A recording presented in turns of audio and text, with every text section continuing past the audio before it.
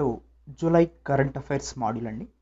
So first topic వచ్చేసి Satkosia tiger reserve which was making news recently is located in which state. Satkosia అనే tiger reserve రీసెంట్గా న్యూస్లో ఉందంట. దానికి గల కారణం ఏంటంటే ఈ యానిమల్ అండి.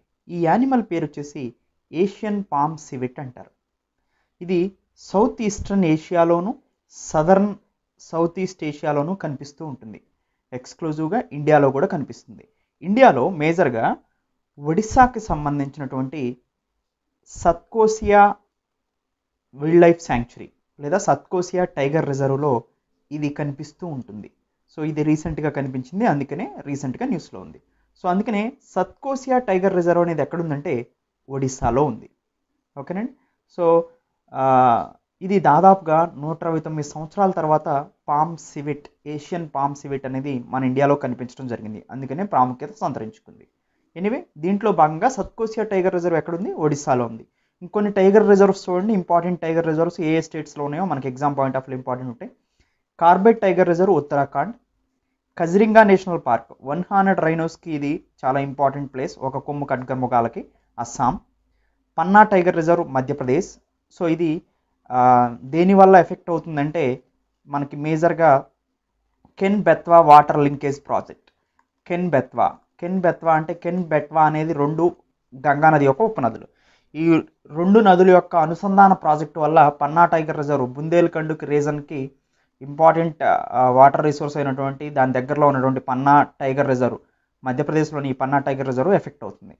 నెక్స్ట్ తర్వాత బంధవగ్రా మధ్యప్రదేశ్ అండి. ఇది నాగార్జున సాగర్ శ్రీశైలం టైగర్ రిజర్వ్ ఆంధ్రప్రదేశ్, తెలంగాణ. తర్వాత Melghat tiger reserve Maharashtra. Most important అండి, Bandipur tiger reserve Karnataka, Periyar tiger reserve Kerala. తర్వాత Ranthambore tiger reserve Rajasthan, Kanha tiger reserve Madhya Pradesh. ఇవన్నీ కూడా చాలా ఇంపార్టెంట్ టైగర్ రిజర్వ్స్ అండి, పులుల అభయారణ్య కేంద్రాలు. ఇవన్నీ గుర్తుపెట్టుకోవటం మనకి ఎగ్జామ్ పాయింట్ ఆఫ్ వ్యూలో చాలా ఇంపార్టెంట్. ఇవి వరకు గుర్తుపెట్టుకోండి సరిపోతుంది. ఇప్పుడు వరకు సత్కోసియా టైగర్ రిజర్వ్ అనేది ఒరిస్సాలో ఉంది.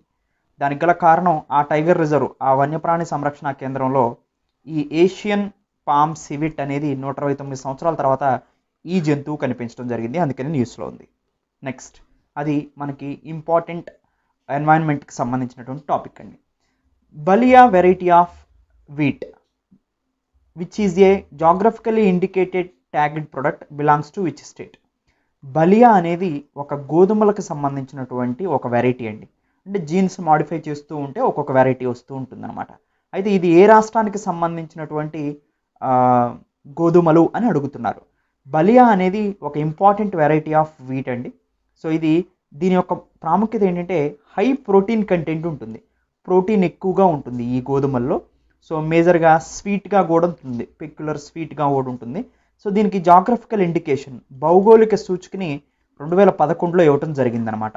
ఇది గుజరాత్కి సంబంధించినటువంటి బాల్ అనే ప్రాంతంలో, గుజరాత్లో దీన్ని ఎక్కువగా పండిస్తూ ఉంటారు.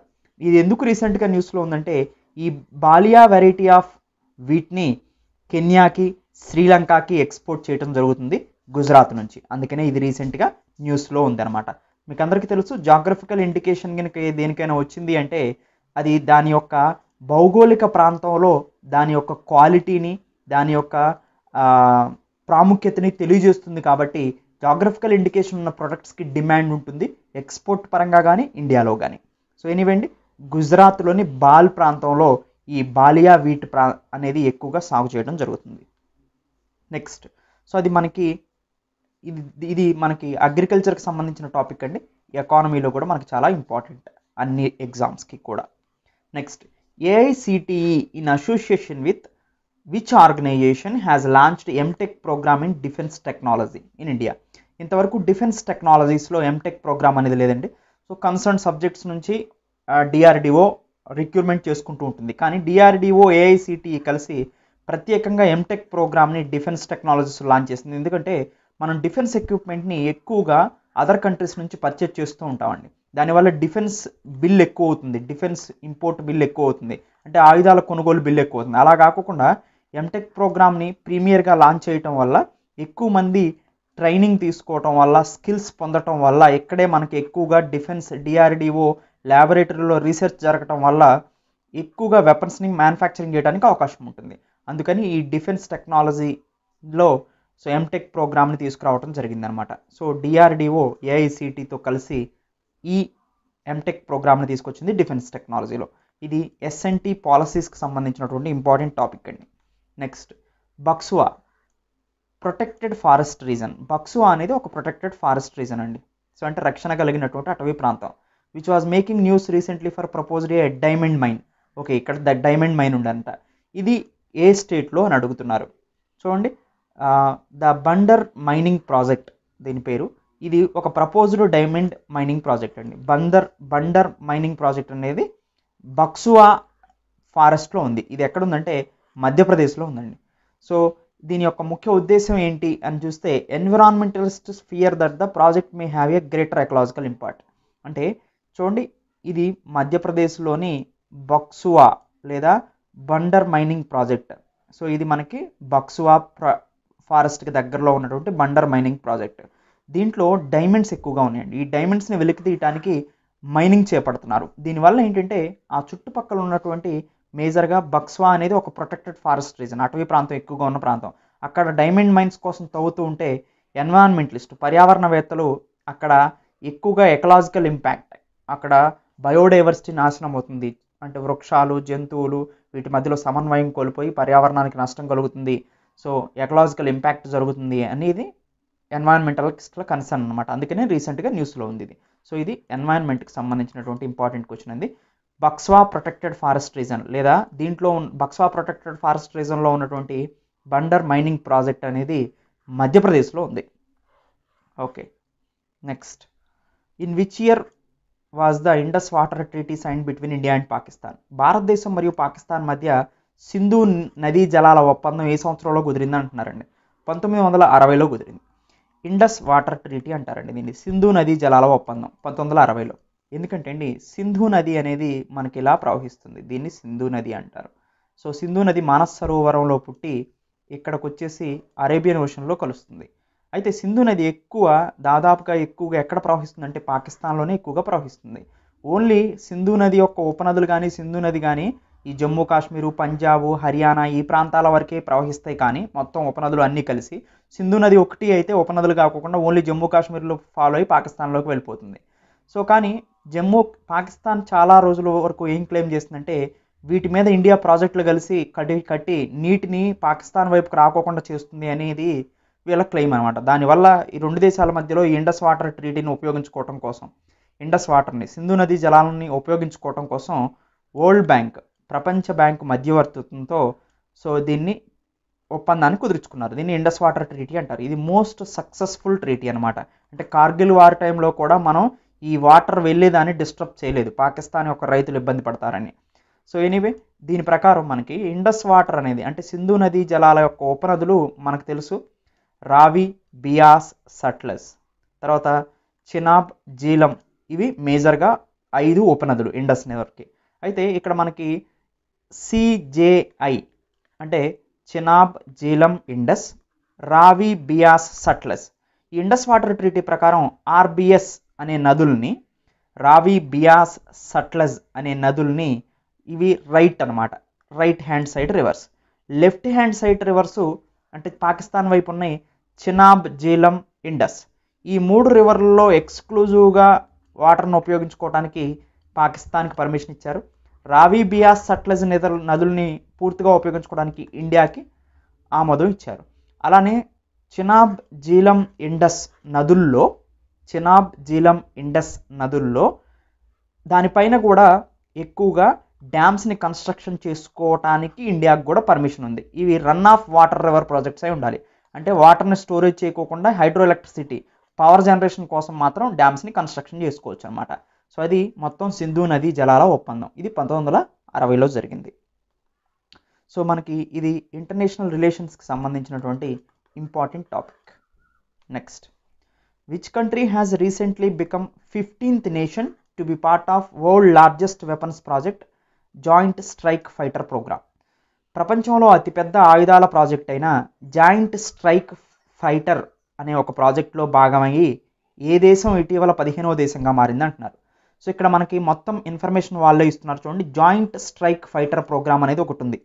ఇది ప్రపంచంలోనే అతిపెద్ద ఆయుధాల ప్రాజెక్ట్ అనమాట. సో ఈ ప్రాజెక్ట్ యొక్క ముఖ్య ఉద్దేశం ఏంటంటే అండి, F-35 లైట్నింగ్ 2 అనే ఒక యుద్ధ విమానాన్ని, ఎయిర్ క్రాఫ్ట్ని మ్యానుఫ్యాక్చరింగ్ చేయటం అనమాట. సో ఇది ఎవరు చేస్తున్నారు అంటే, ఇది నెక్స్ట్ జనరేషన్ ఫైటర్ జెట్. దాని ఉద్దేశం ఏంటంటే, ఇది స్టెల్త్ క్యాపబిలిటీస్ కూడా కలిగి ఉంటుంది. అంటే రేడార్లకు దొరకకుండా వెళ్ళగలుగుతుంది.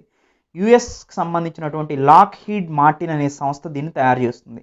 ఇది stealth and multi role aircraft. అంటే రేడార్లకు దొరక్కోకుండా ఎటువంటి వాతావరణంలో అయినా కానీ, ఎటువంటి ప్లాట్ఫామ్ నుంచి అయినా కానీ వెపన్స్ని డెలివరీ చేయగలిగే క్యాపబిలిటీస్ దీనికి ఉంటాయన్నమాట.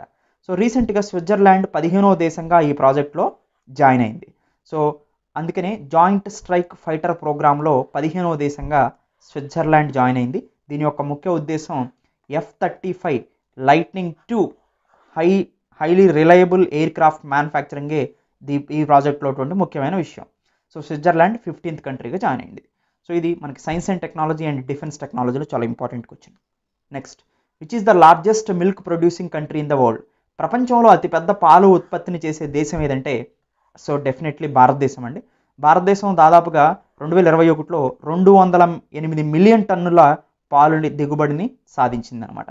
2050-51తో పోల్చుకుంటే 17 మిలియన్ టన్సే. సో ఇక్కడ మనకి పోషకాహార లోపం ఎక్కువగా కనిపించేది. అప్పటి నుంచి ఇంక్రీజ్ అవుతూ వచ్చింది. 2018-19లో 187 మిలియన్ టన్స్ ఉంది. ప్రస్తుతం 2021 వచ్చేసరికి 208 మిలియన్ టన్నుల మిల్క్ని ఇండియా ప్రొడ్యూస్ చేయగలుగుతుంది. కానీ మేజర్ ప్రాబ్లం ఏంటంటే, ఇండియా డైరీ ప్రొడక్ట్స్లో మేజర్ ప్రాబ్లం ఏంటంటే క్వాలిటీ తక్కువగా ఉంటాం. సో వాటర్ని కలపటం కానీ క్వాలిటీ తక్కువగా ఉంటుంది. అదే న్యూజిలాండ్ మీరు తీసుకున్నారనుకోండి, క్వాలిటీ ఎక్కువగా ఉంటుంది. అందుకనే డైరీ రంగంలో అంటే సో పాడి పరిశ్రమలో న్యూజిలాండ్ అనేది అత్యధికంగా క్వాలిటీని మెయింటైన్ చేసే దేశంగా ఉంది. అత్యధికంగా ఎక్స్పోర్ట్స్ని అదర్ కంట్రీస్కి డైరీ ప్రొడక్ట్స్ని ఎక్స్పోర్ట్ చేసేది కూడా న్యూజిలాండే. సో ఇది మనకి ఎకానమీకి సంబంధించినటువంటి ఇంపార్టెంట్ క్వశ్చన్ అండి. Next, on July 4, 2021 which company has received a licence from drug controller general of India for manufacturing Sputnik V vaccine in India? July 4, 2021న భారతదేశంలో స్పుత్నిక్ వి వ్యాక్సిన్ తయారీకి డ్రగ్స్ కంట్రోలర్ జనరల్ నుండి ఏ సంస్థ licence పొందింది అంటున్నారండి. So ఇక్కడ మనకి మోస్ట్ ఇంపార్టెంట్ ఏంటంటే అండి, drug controller general of India. Drug controller general of India DCGI అనేది మేజర్గా ఇండియాలో డ్రగ్స్కి కానీ వ్యాక్సిన్స్కి కానీ ఎమర్జెన్సీ యూజ్ ఆథరైజేషన్ సర్టిఫికెట్ ఇస్తాయి. అంటే ఎమర్జెన్సీగా యూజ్ చేసుకోవడానికి పర్మిషన్ ఇస్తూ ఉంటుందన్నమాట. అలా మనకి వ్యాక్సిన్స్ ఇప్పటి వరకు మనకు తెలుసు, కోవిషీల్డ్ కానీ తర్వాత కోవాక్సిన్ కానీ, సో ఇలాంటి వ్యాక్సిన్స్ అన్నిటికీ అప్రూవల్ ఇచ్చింది DCGI. దాంతో రీసెంట్గా స్పుత్నిక్ వీక్ కూడా రష్యాకి సంబంధించిన వ్యాక్సిన్, ఇది కరోనా వైరస్ వ్యాక్సిన్. సో ఈ స్పుత్నిక్ వీక్ కూడా ఆమోదం తెలిపింది DCGI. మనకు తెలుసు స్పుత్నిక్లో కూడా స్పుత్నిక్ వి లైట్ అనేది ఉంది. సో దీన్ని ఒక డోస్ తీసుకుంటే సరిపోతుంది అనమాట. సో ఇలా ఏ కంపెనీకి సంబంధించి ఈ DCGI అప్రూవల్ ఇచ్చిందంటే, సో చూడండి, పనాసియా బయోటిక్ అనే ఒక సంస్థకి స్పుత్నిక్ వి వ్యాక్సిన్స్ని తయారు చేయడానికి అవకాశం ఇచ్చింది. ఇప్పుడు మనకి కోవిషీల్డ్ పూణే సీరం ఇన్స్టిట్యూట్లో తయారవుతుంది. కోవాక్సిన్ భారత్ బయోటెక్ హైదరాబాద్లో తయారవుతుంది. ఇప్పుడు స్పుత్నిక్ వి పనాసియా బయోటెక్లో మ్యానుఫ్యాక్చరింగ్కి ఆమోదం తెలిపిందనమాట. July 4, 2021 నుంచి సో ఇది అమల్లోకి వచ్చింది. సో ఇది మనకి సైన్స్ అండ్ టెక్నాలజీలో సో హెల్త్ సైన్స్కి సంబంధించినటువంటి ఇంపార్టెంట్ క్వశ్చన్. ఫజిల్ మ్యాంగో, ఇది ఫజిల్ మ్యాంగో అండి, ఫజిల్ మామిడి పండ్లు GI సర్టిఫైడ్ మ్యాంగో వెరైటీ. దీనికి జాగ్రఫికల్ ఇండికేషన్ ఉంది, భౌగోళిక సూచిక అంటే వీటికి ఒక యూనిక్ ఐడెంటిటీ ఉంది. వీటి టేస్ట్కి కానీ క్వాలిటీకి కానీ మంచి గుర్తింపు ఉందని అర్థం అనమాట. Being produced in which state? ఈ మామిడి పండ్లు ఎక్కడ ప్రొడ్యూస్ చేస్తారు, ఏ రాష్ట్రంలో అని అడుగుతున్నారు. ఎక్కడ ప్రొడ్యూస్ చేస్తారు అంటే ఇది మల్దా డిస్టిక్ అనే దాంట్లో, మల్దా డిస్టిక్ వెస్ట్ బెంగాల్, పశ్చిమ బెంగాల్లో ఈ ఫజిల్ మ్యాంగోస్ ఉత్పత్తి ఎక్కువగా జరుగుతుంది. దీనికి జాగ్రఫికల్ ఇండికేషన్ ఉంది. జాగ్రఫికల్ ఇండికేషన్ ఉందంటే వీటికి ఒక యూనిక్ క్యారెక్టరిస్టిక్స్ ఉన్నాయని అర్థం, టేస్ట్లో కానీ క్వాలిటీలో కానీ. సో వీటిని రీసెంట్గా సో మేజర్గా కొన్ని కంట్రీస్కి ఎక్స్పోర్ట్ చేయడం జరిగిందనమాట. మేజర్గా బహ్రెయిన్, వెస్ట్ బెంగాల్ నుంచి బహ్రెయిన్ అనే దేశానికి వీటిని ఎక్స్పోర్ట్ చేయడం జరిగింది. ఆ కంట్రీ వాళ్ళు కావాలని అడగడంతో ఎక్స్పోర్ట్ చేయడం జరిగిందనమాట. సో అగ్రికల్చర్ సంబంధించినటువంటి ప్రొడ్యూసర్స్ ఎక్స్పోర్ట్ డెవలప్మెంట్ ఏజెన్సీ అపేడా ఏదైతే ఉందో, అగ్రికల్చర్ ప్రొడక్ట్స్కి సంబంధించిన ఎక్స్పోర్ట్స్ మొత్తాన్ని అపేడానే చూసుకుంటుంది అనమాట. ఎనీవే బహ్రెయిన్కి ఈ ఫజిల్ మ్యాంగోని ఎక్స్పోర్ట్ చేయడం జరిగింది. దీనికి ఆల్రెడీ జాగ్రఫికల్ ఇండికేషన్ ఉంది. ఏ రాష్ట్రానికి సంబంధించిందంటే ఇది వెస్ట్ బెంగాల్కి సంబంధించింది. ఇది ఎకానమీ అగ్రికల్చర్కి సంబంధించినటువంటి important topic. Next, what is the duration of the agriculture infrastructure fund scheme? So agriculture infrastructure అంటే వ్యవసాయ మౌలిక సదుపాయాలకు సంబంధించి వ్యవసాయంలో మౌలిక సదుపాయాలని క్రియేట్ చేయడం కోసం ఒక నిధిని ఏర్పాటు చేశారన్నమాట. అదే అగ్రికల్చర్ ఇన్ఫ్రాస్ట్రక్చర్ ఫండ్. సపోజ్ చూడండి, అగ్రికల్చర్లో మౌలిక సదుపాయాలు ఏంటి? సపోజ్ ఒక ట్రాక్టర్ ఉంది, ఇది ఇన్ఫ్రాస్ట్రక్చర్ అన్నట్టే అగ్రికల్చర్కి సంబంధించి. కోల్డ్ స్టోరేజ్ ఉంది, అది కూడా ఇన్ఫ్రాస్ట్రక్చర్. వీటిని ఏర్పరచడానికి మనీ కావాలి. ఆ మనీని సమకూర్చే ఫండే అగ్రికల్చర్ ఇన్ఫ్రాస్ట్రక్చర్ ఫండ్, వ్యవసాయ మౌలిక సదుపాయాల నిధి అంటారు. ఈ పథకం యొక్క వ్యవధి ఎంత అంటే 10 సంవత్సరాలకు గాను ఈ పథకాన్ని అమలుపరచడం జరిగింది. 2020 నుంచి 2029-30 వరకు కూడా ఈ పథకం అమల్లో ఉంటుందన్నమాట. దీని యొక్క ముఖ్య ఉద్దేశం ఏంటంటే medium long term debt financing facility. So అంటే మౌలిక సదుపాయాలు వ్యవసాయంలో కల్పించడానికి కావాల్సినటువంటి లోన్లని ఇది సమకూరుస్తుంది. చూడండి, to provide debt financing facility for post harvest management infrastructure and community farming assets. తర్వాత చూడండి, so moratorium for repayment for 6 months up to 2 years, interest subvention 3% scheme to be implemented from August. లేదండి, వ్యవసాయంలో కావాల్సినటువంటి మౌలిక సదుపాయాలు, ట్రాక్టర్లు, cold స్టోరేజ్లు, so agriculture producing markets, తర్వాత సెల్ఫ్ హెల్ప్ గ్రూప్స్, తర్వాత ఫార్మర్ ప్రొడ్యూసింగ్ ఆర్గనైజేషన్స్, వీటన్నిటికి కావాల్సినటువంటి మౌలిక వస్తువులను ఏర్పాటు చేయడమే ఈ పథకం యొక్క ముఖ్య ఉద్దేశం. సో అంతే, ఇది అగ్రికల్చర్కి సంబంధించినటువంటి ఇంపార్టెంట్ ఎకానమీ టాపిక్ అండి. Next, port city of Qingdao. ఈ port city of Qingdao which was in the news recently for massive algae bloom is located in which state? భారీ ఆల్గే వికసించినట్లు వార్తల్లో కల్పించిన కింగ్డోవే పోర్ట్ ఏ నగరంలో ఉంది? చైనాలో కింగ్డోవే అనే ఒక పోర్ట్ ఉండండి, ఒక నౌకాశ్రయం ఉంది. ఈ పోర్ట్లో ఆల్గే బూమ్ కనిపించింది. ఇలా ఆల్గే అంటారు, అంటే ఇది ఆల్గే అనమాట. అంటే నాచుతో కూడినటువంటి ఎక్కువగా నాచు ఫామ్ అయింది. ఎందుకు ఫామ్ అవుతుంది ఇలా నాచు సముద్రంలో అంటే, సో నదుల నుంచి నీరు వచ్చి సముద్రంలో చేరుతుందండి. ఈ నదుల నుంచి వచ్చేటువంటి నీరులో ఎక్కువగా నైట్రోజను, ఫాస్ఫరస్ ఇలాంటి కెమికల్స్ ఉన్నాయనుకోండి, లేదా ఇలాంటి ఫెర్టిలైజర్స్ ఉన్నాయనుకోండి. ఇప్పుడు పొలాల్లో ఫెర్టిలైజర్స్ చల్లుతారు, అవన్నీ వర్షం కురిసినప్పుడు నదుల్లో కలుస్తాయి. ఇండస్ట్రీస్ నుంచి కూడా అనేక రకాలైనటువంటి పొల్యూటెంట్స్ వస్తాయి, అవి కూడా నదుల్లో కలుస్తాయి. దీంట్లో నదుల్లో ఏమవుతుందంటే నైట్రోజన్ ఫాస్ఫరస్ కంటెంట్ ఎక్కువ అవుతుంది.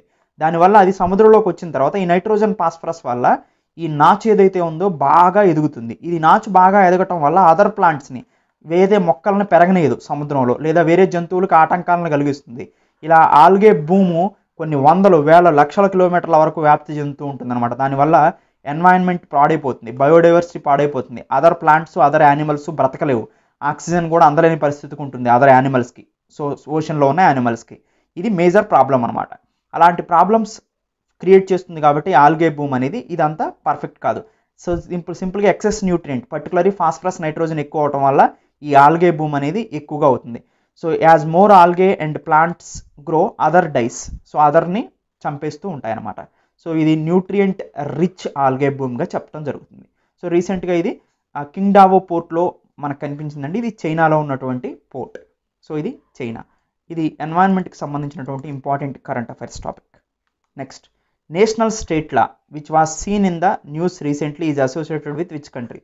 ఇటీవల వార్తల్లో కల్పించిన నేషనల్ స్టేట్ లా ఏ దేశంతో సంబంధం కలిగి ఉందంటే ఇజ్రాయెల్తో సంబంధం కలిగి ఉందండి. ఇజ్రాయెల్ సుప్రీం కోర్ట్ అనేది ఈ నేషనల్ స్టేట్ లాని అప్హెల్డ్ చేసింది. సో ఇదేంటి అంటే, ఇది అసలు మనం చూస్తే national state of the Jewish people country, అంటే ఇజ్రాయిల్ అనేది జూయిష్ పీపుల్కి సంబంధించినటువంటి దేశంగా పరిగణించడమే ఈ నేషనల్ స్టేట్ లా. కానీ పాలస్తైనాకి సంబంధించి, అంటే ఈ వెస్ట్ బ్యాంక్ ఏదైతే ఉందో ఇది గాజా, ఈ రెండింటిని మనం పాలస్తైన్ అంటాం. కానీ పాలస్తైన్ వాళ్ళు ఇది మొత్తం పాలస్తైనా అని అంటున్నారు, ఇజ్రాయిల్ వాళ్ళేమో ఇది మొత్తం ఇజ్రాయిల్ అనే వాళ్ళు అంటున్నారు. ఈ రెండింటి మధ్యలో వీళ్ళకి మేజర్ డిఫరెన్స్ ఉంటుంది. ఈ జెరూసలేం విషయంలో కూడా వీళ్ళకి తగాదాలు ఉన్నాయి. ఎనివే వెస్ట్ బ్యాంక్ని, గాజా స్ట్రిప్ని, ఈ రెండింటిని కలిపి మనం పాలస్తైన్ అంటాం. ఇజ్రాయిల్ కొత్తగా నేషనల్ స్టేట్ లాని తీసుకొచ్చి ఇది మొత్తం కూడా జూయిష్ పీపుల్కి సంబంధించిన ల్యాండ్గా చేశారనమాట. దానికి పాలస్తైన్ పీపుల్, గాజా వెస్ట్ బ్యాంక్లో నివసించే పాలస్తైన్ పీపుల్ దానికి వ్యతిరేకంగా ఉంటారు. సో అయితే ఈ ఇజ్రాయిల్లో ఉన్నటువంటి ఆల్రెడీ 20% యూదులు ఉంటారు, 20% అరబ్లు ఉంటారు, మిగతా మొత్తం కూడా యూదులు ఉంటారు అనమాట, జూయిష్ పీపుల్ ఉంటారు. ఈ 20% అరబ్ పీపుల్ కూడా, అరబ్ పీపుల్లో ఉన్నటువంటి మైనారిటీ వాళ్ళకి థ్రెట్ ఉంటుంది దీనివల్ల, ఈ ల్యాండ్ మొత్తాన్ని జూయిష్ పీపుల్గా అనౌన్స్ చేయడం వల్ల అరబ్కి థ్రెట్ ఉంటుంది అనేది బాగా వీళ్ళు విశ్వసిస్తున్నారు అనమాట. అది మొత్తం టోటల్గా ఇబ్బందికరమైనటువంటి విషయాలు. ఎనివే దీని గురించి మనం ఎస్విఆర్ అకాడమీలో చాలా డీటెయిల్గా మాట్లాడాం ఇంటర్నేషనల్ రిలేషన్స్లో. ఎనివే అండి, సో అలానే అదర్ విఆర్ఎస్లో కూడా మనం మాట్లాడటం జరిగింది. నెక్స్ట్ అండి, సో ఇది ఇజ్రాయెల్ సుప్రీంకోర్టుకి సంబంధించింది, ఇంటర్నేషనల్ రిలేషన్కి సంబంధించింది. Next, which country ambitious Mars moon is otherwise called as hope? ఏ దేశం యొక్క ప్రతిష్టాత్మక మార్స్ మిషన్ని హోప్ అని పిలుస్తారు? So first time United Arab Emirates UAE, అంటే మేజర్గా యుఏఈ కూడా ఒక మార్స్ మిషన్ని చేపట్టిందండి. దాన్ని ఏమంటారంటే హోప్ అనే పేరుతో పిలుస్తారనమాట. అంటే మార్స్ మీద ప్రయోగాలు ఎక్కువగా జరుగుతున్నాయి కదా, మనం మంగళయాన్ 1ని ప్రయోగించాం, దీంట్లో ఆర్బిటార్ని పంపించాం. అలానే మనకి నాసా మేజర్గా రీసెంట్గా కూడా చాలా ప్రోబ్స్ని, పర్సీవరెన్స్ రోవర్ను కూడా పంపించింది రీసెంట్గా. ఆర్బిటారు, ల్యాండరు, రోవరు ఇన్నిటిని పంపించింది నాసా. సో అలానే చాలా ఎక్సో మార్స్ మిషన్ను కూడా ప్రయోగించింది నాసాను, యూరోపియన్ స్పేస్ ఏజెన్సీస్. ఇలా చాలా రకాల మిషన్స్ ఉన్నాయి. సో ఇంజెన్యూటీ హెలికాప్టర్ కూడా రీసెంట్గా లాంచ్ చేయడం జరిగింది. ఇది ఒక ల్యాండర్గా చెప్తాం, ల్యాండర్ కమ్ రోవర్గా చెప్తాం. సో అలా మార్స్ మీద ప్రయోగాలు మనకు చాలా జరుగుతున్నాయి. మనం మంగళయాన్ని కూడా పంపించాం పిఎస్ఎల్వి C-25 ద్వారా. సో ఇలా మనకు చాలా రకాల మార్స్ మీద ఎక్కువగా ప్రయోగాలు జరుగుతున్నాయి. ఇది మన భూమి 3వ గ్రహం అయితే మార్స్ అనేది అంగారకుడు 4వ గ్రహం. దీన్ని రెడ్ ప్లానెట్ అంటాం అనమాట. సో రెడ్ ప్లానెట్ అని కూడా అంటారు, ఇది రెడ్గా ఉంటుంది కాబట్టి. అరుణ గ్రహం అని కూడా అంటారు అన్నమాట. అరుణోదయం సమయంలో సూర్యుడు ఎలా కలర్లో ఉంటాడో అందుకని దీన్ని అరుణ గ్రహం అని కూడా పిలుస్తారు. సో ఇలా 4th ప్లానెట్, దీని మీదకి యునైటెడ్ అరబ్ ఎమిరేట్స్ ప్రయోగించినటువంటి మార్స్ మిషన్ పేరు హోప్ అనే పేరుతో పిలుస్తారు. సో యునైటెడ్ అరబ్ ఎమిరేట్స్ ఈ మిషన్ని ప్రయోగించింది. రీసెంట్గా ఆక్సిజన్ ఎమిషన్స్ని గ్రహించింది. ప్లానెట్ మార్స్ మీద ఆక్సిజన్ ఎమిషన్స్ని, అటామిక్ ఆక్సిజన్ ఎమిషన్స్ని ఈ హోప్ మిషన్ ఫైండ్ అవుట్ చేసింది అనమాట. సో దేంతో అంటే ఈ హోప్ మిషన్లో మనకి, అంటే ఈ యుఏఈ పంపించినటువంటి ఈ ఆర్బిటార్లో మార్స్ అల్ట్రావైలెట్ స్పెక్ట్రోమీటర్ ఇన్స్ట్రుమెంట్ ఉంది. ఇది మార్స్ మీద ఉన్నటువంటి ఆక్సిజన్ ఆటమ్స్ని, సో ఎమిషన్స్ని గ్రహించగలిగింది అనమాట. సో ఎనీవే ఇది హోప్ మిషన్, అంటే యునైటెడ్ అరబ్ ఎమిరేట్స్కి సంబంధించింది. United Arab Emirates space agency దీన్ని లాంచ్ చేసింది 19th జూలై 2020న. ఈ హోప్ అనే ఒక ఆర్బిటార్ అంటే ఏం లేదండి, ఇది మార్స్ గ్రహం. సో ఆ మార్స్ చుట్టూ ఇలా తిరుగుతూ ఉంటుంది ఒక 500 నుంచి 600 కిలోమీటర్ల దూరంలో. దీన్ని ఆర్బిటార్ అంటారు. సో ఎనీవే ఇది మార్స్ని 9th ఫిబ్రవరి 2021న రీచ్ అయిన దగ్గర నుంచి ఇది తన ప్రాజెక్ట్ని మొదలుపెట్టింది. So Mohammed bin Rashid space సెంటర్గా యునైటెడ్ అరబ్ ఎమిరేట్స్ స్పేస్ సెంటర్ని పిలుస్తారు. మన ఇండియా స్పేస్ సెంటర్ ఇస్రోగా ఎలా పిలుస్తామో మహమ్మద్ బిన్ రషీద్ స్పేస్ సెంటర్గా యునైటెడ్ అరబ్ ఎమిరేట్స్కి సంబంధించిన స్పేస్ సెంటర్ని పిలుస్తారు. ఎందుకంటే ఇది సైన్స్ అండ్ టెక్నాలజీకి సంబంధించినటువంటి space technology question. Next, as per the recent Lancet study, what is the approximate number of annual deaths in India due to the abnormal temperature? మనకు తెలుసండి, క్లైమేట్ చేంజ్ బాగా జరుగుతుంది, దానివల్ల భూతాపం పెరుగుతుంది, భూమి వేడెక్కుతుంది, గ్లోబల్ వార్మింగ్ జరుగుతుంది. దానికి ముఖ్యమైన కారణం green house gases. So green house ఎఫెక్ట్ని క్రియేట్ చేస్తున్నాయి. గ్రీన్ హౌస్ ఎఫెక్ట్ని క్రియేట్ చేయడం వల్ల green house gases green house ఎఫెక్ట్ని క్రియేట్ చేస్తున్నాయి. అప్పుడు సన్ రేస్ వచ్చినప్పుడు, అంటే మనం వెహికల్స్ నుంచి, ఇండస్ట్రీ నుంచి కార్బన్ మోనాక్సైడ్, కార్బన్ డైఆక్సైడ్ ఇవన్నీ రిలీజ్ చేస్తున్నాం. ఇవి భూమి మీద ఉండిపోతున్నాయి. ఇవి భూమి మీద ఉండి ఏం చేస్తున్నాయి, సన్ రేస్ని సో భూమి మీద పడకోకుండా పడిన తర్వాత రిఫ్లెక్ట్ అవుతాయి. ఇలా రిఫ్లెక్ట్ కాకోకుండా చూస్తే ఏమవుతుంది, గ్రీన్ హౌస్ ఎఫెక్ట్ని క్రియేట్ చేసి రిఫ్లెక్ట్ కానివ్వట్లేదు, అది ఇక్కడే ఉండిపోతున్నాయి సన్ రేస్. దానివల్ల భూతాపం వేడెక్కుతుంది. దీన్ని గ్లోబల్ వార్మింగ్ అంటారు. గ్లోబల్ వార్మింగ్ వల్ల ఏమవుతుంది, ఆర్కిటిక్ అంటార్టిక్లో ఉన్న ఓషన్ మెల్ట్ అవుతుంది, బయోడైవర్సిటీ లాస్ జరుగుతుంది. సో ఫారెస్ట్ మీద అడ్వర్స్ ఎఫెక్ట్ ఉంటాయి, హయ్యర్ టెంపరేచర్స్ ఉంటాయి, హయ్యర్ లో టెంపరేచర్స్ ఉంటాయి, హయ్యర్ హై టెంపరేచర్స్ ఉంటాయి. వేడి ఉంటే వేడి ఎక్కువగా ఉంటుంది, చలి ఉంటే చలి ఎక్కువగా ఉంటుంది, వర్షం ఉంటే వర్షం ఎక్కువగా ఉంటుంది. ఇలాంటి సిచ్యువేషన్స్ మనకి క్లైమేట్ చేంజ్ వల్ల కలుగుతున్నాయి అనమాట. రీసెంట్గా ల్యాన్సెట్ అనే వాళ్ళు క్లైమేట్ మీద గురించి ఎక్కువగా మాట్లాడుతూ ఉంటారు. రీసెంట్గా so the Lancet planetary health జర్నల్లో ఎక్కువగా టెంపరేచర్ ఉండటం వల్ల, తక్కువగా టెంపరేచర్ ఉండటం వల్ల, ఇవన్నీ కూడా వాతావరణ మార్పుల వల్ల సంభవిస్తున్నాయి, వీటి వల్ల 74,000 మంది చనిపోతున్నారు ఇండియాలో అని చెప్పి, సో ఒక 7,40,000 మంది సరిపోతున్నారు ప్రతి సంవత్సరం అని చెప్పడం జరిగిందనమాట. 7,40,000 మంది చనిపోతున్నారు. సో అప్రాక్సిమేట్గా 7,40,000 మెంబర్స్ చనిపోవడం జరుగుతుంది అనేది ఇది అనౌన్స్ చేసింది. సో ఇది మనకి ఎన్వైరన్మెంట్కి సంబంధించినటువంటి ఇంపార్టెంట్ టాపిక్ అండి. సో ల్యాన్సెట్ జర్నల్ ఎప్పుడు కూడా ఎన్వైరన్మెంట్, పర్యావరణం గురించి రిపోర్ట్లు రిలీజ్ చేస్తూ ఉంటుంది. Which institution release the report title the hunger virus multiplies? So the hunger virus multiplies, hunger virus గుణకాలు పేరుతో ఏ సంస్థ నివేదికను రిలీజ్ చేసిందంటే ఆక్స్ఫామ్ అనే ఒక సంస్థ ఉందండి. ఇది ఆక్స్ఫామ్ అనే సంస్థ. రీసెంట్గా ఇది ఒక నేమ్తో, ఏ నేము, ద హంగర్ వైరస్ మల్టిప్లైస్ అనే నేమ్తో ఒక రిపోర్ట్ని రిలీజ్ చేసింది. ఈ రిపోర్ట్ ప్రకారం ఏంటంటే, సో ప్రతి మినిట్కి, ప్రతి ఒక్క నిమిషానికి ఆకలితో 11 మంది చనిపోతున్నారు అన్నమాట. అలానే కరోనా వైరస్తో ప్రతి నిమిషానికి 7 చనిపోతున్నారు. అంటే కరోనా వైరస్తో చనిపోయే వాళ్ళకన్నా ఆకలితో చనిపోయే వాళ్ళు ఎక్కువ మంది ఉన్నారు అని స్ట్రెస్ చేయటమే ఈ ఆక్స్ఫామ్ ఇన్స్టిట్యూట్ యొక్క ముఖ్య ఉద్దేశం. అలా ద హంగర్ వైరస్ మల్టిప్లైస్, అందుకనే హంగర్, ఆకలితో చనిపోయే వాళ్ళు ఎక్కువగా ఉన్నారు వైరస్ మల్టిప్లికేషన్ కన్నా కూడా అని చెప్పడమే వీళ్ళ యొక్క ముఖ్య ఉద్దేశం. సో ఇది ఏ ఇంపార్టెంట్ ఆర్గనైజేషన్ రిలీజ్ చేసిందంటే ఆక్స్ఫామ్ దీన్ని రిలీజ్ చేసిందండి. సో ఇది మనకి ఇంటర్నేషనల్ రిలేషన్స్కి సంబంధించి, ఎకానమీ పావర్టీకి సంబంధించిన ఇంపార్టెంట్ క్వశ్చన్ అండి.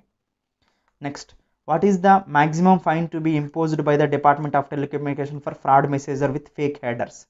సో రీసెంట్గా డిపార్ట్మెంట్ ఆఫ్ టెలికమ్యూనికేషన్, డిఓటి అనేది, సో ఒక అంటే ఎవరైతే వాట్సాప్ మెసేజెస్ రాంగ్గా చేస్తారో, with fraud messages, fake messages చేస్తారో వాళ్ళకి ఫైన్ దాదాపుగా 10,000 రూపాయలు ఫైన్ విధించడం జరుగుతుందండి. సో ఇది 1000 నుంచి 10,000 వరకు వాళ్ళు చేసినటువంటి మిస్టేక్స్ని బట్టి ఉంటుంది. Next, which country recently unveiled the kit 300? ఇటీవల ఏ దేశం కిట్ 300ను ఆవిష్కరించింది అంటున్నారు. కిట్ 300 అనేది చూడండి, సో ఇలా పర్వతాల మీద కూర్చున్నప్పుడు ఈ కిట్ ధరించిన సోల్జర్ కూడా ఈ కలర్లోకి మారిపోతాడు అనమాట. దానివల్ల ఎనిమీ డిటెక్ట్ చేయడం చాలా కష్టంగా మారిపోతుంది. అలాంటిదే ద కిట్ 300 అనేది. సో దీంట్లో sheet made for thermal visual concealment మెటీరియల్ను ఉపయోగిస్తారు.